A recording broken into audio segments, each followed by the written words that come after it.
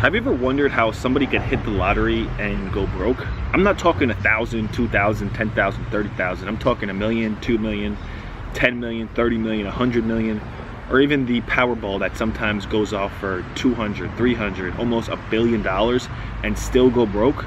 I always thought, how could you possibly go broke? What is wrong with you? What did you buy? What did you spend it on? What happened? Really, what happened? There's so many lottery bust stories where somebody comes up 10, 20, 100 million and they go broke. Sometimes that could even be what could be considered the worst thing to ever happen to them. And every once in a while, the lottery shoots up to 100 million, 200 million, and everybody's running to the store trying to become the next winner. And in all honesty, I always say that I never really want to hit the lottery, especially for a number that big.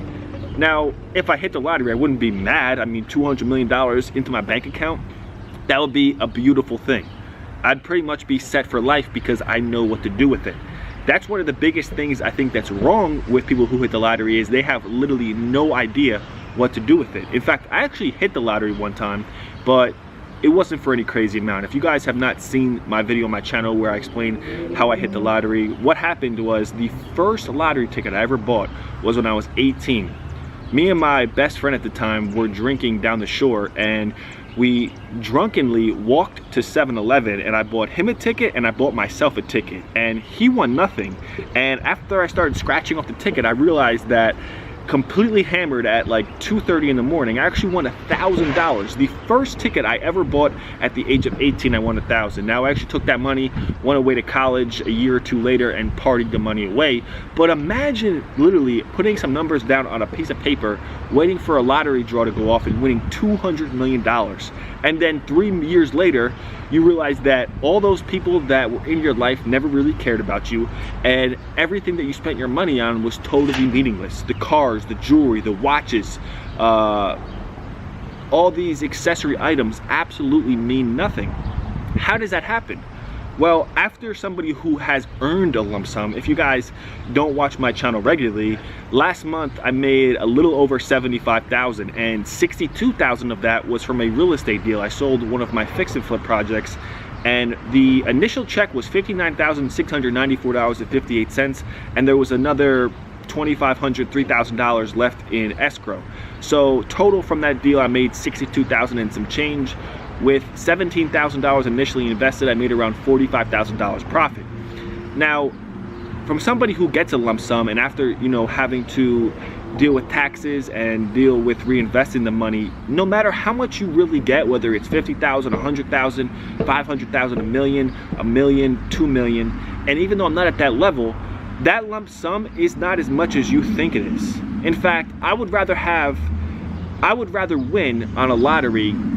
Well, because I know what I know, I'd probably take the million over the $1,000 a week. But in fact, it's better for somebody who doesn't know how to invest their money to take the cash flow. And that's what I'm saying in this video.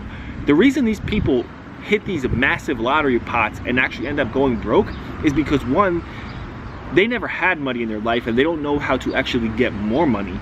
Keep in mind, I haven't had a job in almost 5 years. July 4th will be 5 years without a job. And money to me, making money to me, building businesses to me is easy. To other people who literally worked all their life and then come into money, and I'm talking come into 200 million, it's a wave shock. It's not on their frequency. So they start pissing the money away and they don't actually know what to do with it. Obviously, the thing that you need to do when you come up on a large sum of money is not to hold on to it and try and safeguard it, because you'll chip away at it. This Red Bull costs money. To fix this phone, to pay this bill, costs money. So even if you got 100,000, say, you buy a new phone, this phone is $1,000, or not this phone, but a new iPhone is $1,000. Now you got 99,000. You buy this Red Bull, now you got 99,997. You'll continually chip at that until you eventually, whether you had 100 million, 200 million, or 100,000, 200,000, you'll eventually chip at it, and you'll think for a majority of the time you're chipping at it that I'm good, I'm good, I'm good, I'm good, I'm good, good, and then eventually, whoa, I got 20,000. No, I can't go below 5. I can't go below 5. Oh shit, I got 10,000. Nah, I can't go below 5. I can't go below 5. I got 5,000. And the one thing you need to do is set up cash flow. You need to set up cash flow. If you don't set up cash flow, you really won't have no cash. And that's what I've done. Obviously, I do real estate. Obviously, I have another deal under contract where I could get another lump sum in 3-4 months, or if I wholesale the deal, I could get, I don't know, 15, 20 grand, you know, within the next 2 weeks. But those deals are simply meant for one thing: to roll the money into new projects, to roll the money into new things that will keep bringing that cash. So I have a flipping medical commodity business, I have a consulting business, and I do real estate, which brings that lump sum of money from time to time. But even I'm transitioning my real estate business to apartments. Yeah, fixing a house, buying a house for 30, putting 100 into it, reselling it for 300 is good money, and I still want to do that. But what I really want is 10, 15, 20, 30 apartments paying $800, $1,200, $1,300 a month. That's where the real money is. And because people who have 100 million, 200 million, 300 million don't have that, and don't have money constantly coming in, and they never had money in their life, that's the reason they go broke. Now, I don't want anybody to go broke. You know, I wish success on everybody, and I think, you know, it's an awesome thing that there's a system or a opportunity in this world or this country, depending on where you live, that they have big pots of pools of money that you could potentially win off luck, off straight luck. But if you don't know what to do with it, it's not a lot. The reason that I'm able to move with no job is because every single month money comes in.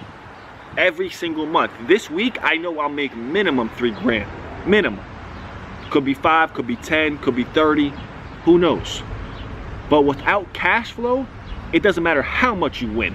10, 20, 30, 50, 100, 1,000 or million, and you got a crazy spending habit, cars, watches, jewelry, clothes, shoes, it's a good chance you could be finished. And if you are a person out there buying lottery tickets, I remember when I had my first job, when I actually hit that first lottery ticket, I was like, every week, and my paycheck was like pennies, man. I mean, I was 18, working at a food store. I was making, I don't know, $250, $300 a week. I thought it was a lot, but it was really pennies. I used to take $20 out or $30 out every week and go buy a lottery ticket. If you take that same money that you do to try and gamble at a casino or win a lottery ticket and invest in yourself and build a real business, for example, a flipping medical commodity business or real estate or anything, that a cleaning business, anything, you don't have to guess your income. You can predict your income. Literally, I said $3,000 this week, guaranteed. I already see it on my phone getting processed. You understand what I'm saying? So I think hitting the lottery for some people is the worst thing that could ever happen, because a lot of things that you didn't really think would happen might happen. I'll tell you one thing, when you earn it, it's a whole different story. Everybody in my life knows, people who know me know that I wasn't given nothing. I come from nothing. And when you see me with what I got now, and I'm not by any means rich, but I'm doing pretty good for myself. I already made 6 figures in 2019. That I deserve this and I earned this. I didn't win it by a lucky number shot up in the sky. I earned this. So me personally, like I said, I wouldn't mind hitting the lottery because I know what to do with it. Obviously, I'll take that million right away and go buy a 100-unit apartment complex. But most people get that, they pay all their bills, they go buy a new car, chipping at that money. Before you know it, you ain't got nothing. And I remember there's a song by French Montana. He said, what's worse, to get it and to lose it, or to never get it at all? And I think the worst thing you could possibly experience in life, especially when you got two sides, and there's no middle class in this world. You're either rich or you're poor. There's no in between. To get it and to lose it, man, I wouldn't even want to live anymore. If I got $100 million and I lost it, me personally, I know I could get it back, but somebody else, finished. So that's the real reason why people who hit the lottery end up being a disaster, because they have no cash flow. If you don't got money coming in, even to stack on that money, 1,000, 2,000, 5,000, 10,000 a month, it's better than having that 100 million and you're just chipping at it. Eventually, give it a few years, it'll be gone. People literally, those lottery busts, they go through that 20, 30, 70, $100 million prize pool in a snap of a finger, and you're like, what happened? What happened? That's what happened. No cash flow. If you guys enjoyed the video, make sure to subscribe and make sure to put a like on my channel. We're almost at 2,500 subscribers. I appreciate everyone's support, and I'll see you guys in the next video. Peace.